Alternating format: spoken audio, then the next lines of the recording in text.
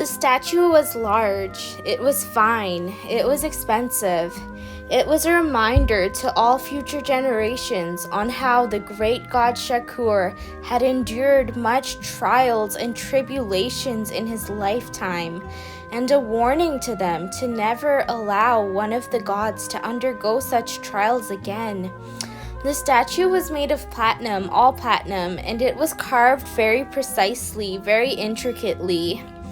You could see each hair on the god's leg. You could see each vein snaking its way across the god's arms. You could see the weaving of the blanket that the god had on top of him.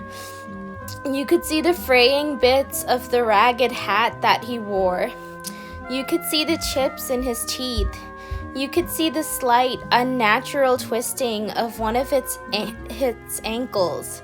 Despite all the ugly details, nothing on the statue was ugly. It was all so intricately, so finely detailed and decorated that each blemish, each imperfection on the god's body and clothing looked marvelous, looked artistic, looked far better than the bodies and clothing of actual beggars in real life. For in this statue, the Great God Shakur was a beggar.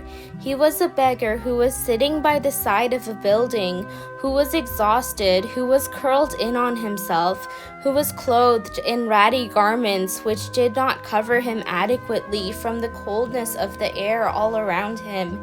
He had a begging bowl in his hand, and he was reaching his hand up in the direction of the people, eyes wide and full of sadness, full of need. The people all around him in the shining, pristine green park where the grand statue was displayed were loading the platinum-carved begging bowl with all the treasures that they had.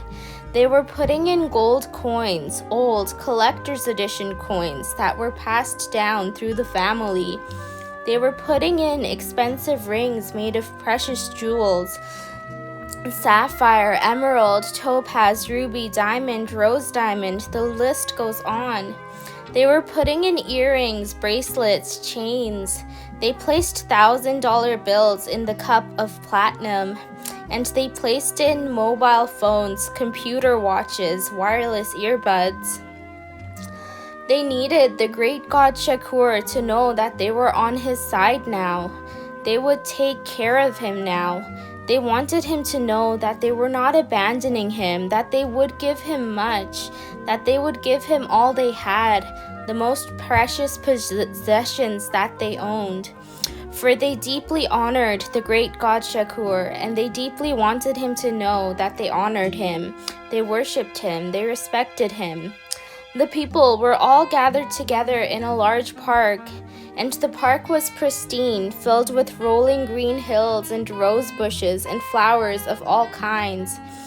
There were tall, towering, genetically modified trees casting shade on the people and shielding them from the hot sun.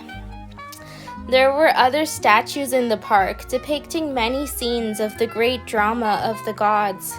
They were all made of precious metals, and they all shone in the sun. There were bubbling fountains and artificial streams. The people were content, at peace, talking about all the different bits of their lives to all the people that they came across. They were sipping on drinks that they bought, drinks that were bought for large amounts of money at the traveling bar that had popped up in the park to commemorate the unveiling of the new statue. They were munching on snacks, both sweet and savory, bought from the same bar, which also sold food. Like the drinks, the snacks were very expensive. The people were all adorned richly in celebration of this new event, in celebration of the statue that had just been unveiled in front of their eyes. The girls were wearing dresses made of the most fine, most expensive fabrics. They were wearing large dresses with layers upon layers upon layers of fabric. It was a hot day, far too hot to be wearing such many layered clothing, but they were kept cool with personal cooling systems under their skirts. They were adorned with jewelry made of fine metals, gold and silver and rose gold and bronze and platinum. They had large, colorful earrings that took many, many months for the workers to make, and they had many patterns of makeup on their heavily made up faces. Their hair was tied back with colorful silk ribbons, and they had large, patterned, fake nails on their hands. The men were wearing expensive jackets made of fine fabric, studded with diamonds and other precious stones of all kinds in intricate, colorful patterns. They had the patterns of flames, the patterns of animals, the patterns of all sorts of things. They had pants that were made of similarly expensive fabric, fine and embroidered with many designs. They wore belts studded everywhere with precious gems, and many of them had golden or silver chains around their necks. The people were brightly adorned, but the person who was even more brightly adorned was the master of ceremonies, a middle-aged man who was decorated from head to toe in expensive, intricate clothing that definitely took years, if not decades, to make. He did not even look human, as adorned as he was by colors and patterns and fabric and jewelry and ivory twisting every which way. His silhouette was more like the silhouette of a strange and non-existent bird of paradise than it was. His silhouette was more like the silhouette of a strange and non-existent bird of paradise than it was the silhouette of a human man. And he carried himself accordingly, carried himself as if he was something more than natural, more than magical even, though nature, of course, is magical. The master of ceremonies went out to all of the people, and he chatted with them. He talked to them as if he was talking to friends, and they talked to him as if they were talking to gods. To them, the master of ceremonies, in his highly elaborate getup, was as close to a god as they would ever witness in their lifetimes. To them, all gods were dressed in finery from head to toe, were dressed in shapes and patterns and colors that were overwhelming. To them, all gods were made of gold and silver and bronze and platinum, were statues they could worship at the feet of. And worship they did. Many people bowed down in front of the statue of Shakur. They bent their heads low, looking at the ground, at his lifeless feet, looking at the begging bowl, and they prayed words of great praise to the impassionate ears of the god. They chanted him incantations and sang him songs. They worshipped reverently, worshipped furiously, and they made a great show to all the others about how much they were worshipping, how deeply they were worshipping. One girl took a grand, fine blanket made of the lightest, softest of silks. It was a light thing, a thing that could in no way protect against the harshness of the weather all around. Not that there was anything that anyone needed to be kept warm from on this sweltering hot day anyways. Still, people saw what this girl did, and they went immediately to their cars to get out all the fine, luxurious blankets that they could find. Soon enough, the statue was covered on all fronts by many blankets. The people looked at this, and they thought that the prettiness of the statue was now covered. So they took the blankets off of the unmoving form, and they arranged them in a large circle around the statue. Someone moved towards the statue, stepping around the thin blankets, and they placed a flower at the statue's feet. It was a large, bright, freshly cut tulip, one that beyond doubt cost many units of currency at the flower store. The people surrounding the statue saw this and once again thought it was a good idea, and many of them drove off in their large cars and returned with dozens of bouquets of flowers of all kind, which they laid at the feet of the unseeing great God. You see, it was a competition for the people, a competition to see who could do the most good, a competition to see who could give the greatest honor to the statue. They needed to show their devotion For with enough devotion, they could ascend to heaven when they died, and they could see the gods in person. They could receive high honors, and their souls would be immortalized forever to watch upon the humans as they went about their lives. What the people did not know was that they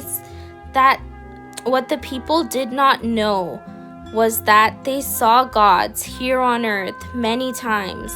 They saw gods and they walked away. The master of ceremonies looked upon all the gifts and offerings people had lain at the feet of the statue, looked at all the flowers and the blankets and the money and the jewels placed upon the blankets. He saw all this and he realized that it was time to call the ceremony to order.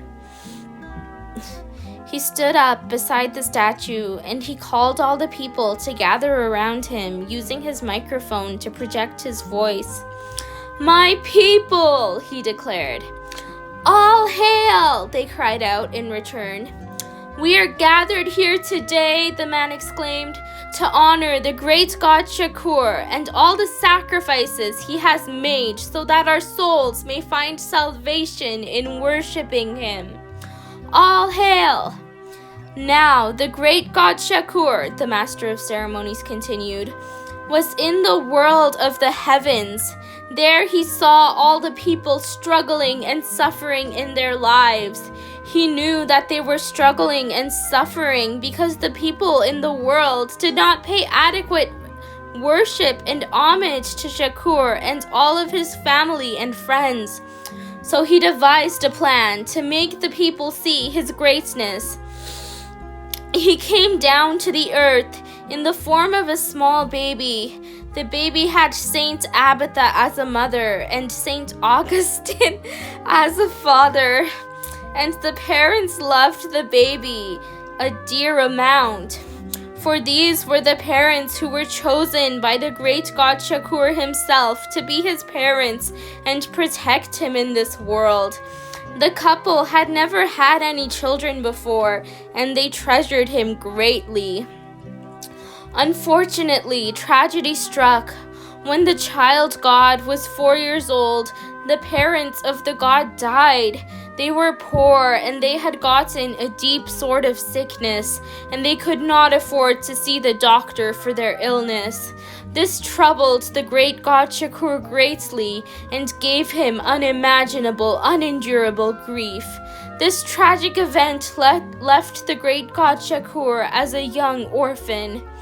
The orphan, still grieving his parents' passing, was taken to an orphanage. There he was mistreated by the keepers who ran the orphanage. He did not get good meals, and the meals were not nutritious. He was screamed at by the adults that ran the orphanage, and he got beaten by them. He often received punishments for very, very minor infractions, such as talking when he was supposed to be silent. And he was made to do much long, hard labor for the orphanage. Eventually, when he was 13, he found a way to escape the orphanage, thank the heavens. He was able to break the lock that held the bolts over the windows, and he was able to slip through. Unfortunately, he twisted his ankle as he jumped from the window. In pain and not able to walk properly, he limped away from the orphanage as fast as he could. He was lost in the city with no one to turn to and nowhere to go. Since his ankle was twisted, he asked everyone he encountered if they could take him to a doctor. But he had no money, and so thus they showed no kindness to him, and they did not take him to any doctor. Since the great God Shakur could not see a doctor about his twisted ankle, it healed wrong and left him with a limp. Since he had a limp, he could not find a job, for all the jobs that were for men required him to walk at least some of the time, and he had no education, so he could not take a job that required him to read and write papers. The great God Shakur desperately tried to get a job, but none were available to him. And so he begged. He held his begging bowl and he begged to all the wealthy passers-by, asking them if they could spare him any coins. Some people spared him a few coins, but most of them did not, leaving the Great God Shakur very hungry and sickly. He was cold in the winters and hot in the summers, and he was very miserable indeed. But he was a god, and as a god, he had his godly voice with which he could impart godly truths to all the people. One day he used his great, booming, godly voice to address the people. He stood up, unsteady on his legs on account of the twisted ankle, and he addressed the people who all gathered around near him. He told them that they had failed their test. They had not shown him kindness when he had come down to live amongst them. And as a result of their failure to be hospitable to him, their society would be cursed for many generations to come. The people realized that he was a god. They begged and pleaded to be spared. And the Great God Shakur, in all of his never-ending mercy, told them that they could repent. He told them that they could be spared and their society could be spared if never again they treated any god with the harsh treatment that they had treated the Great God Shakur with. And the people heard this and they promised him. And so the Great God Shakur ascended to heaven, and there he is to this day, watching over us. "All hail!" the people cried. "All hail!" the Master of Ceremonies answered.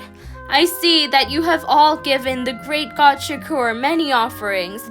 I commend you. You have shown him that our people will no longer mistreat and neglect the gods.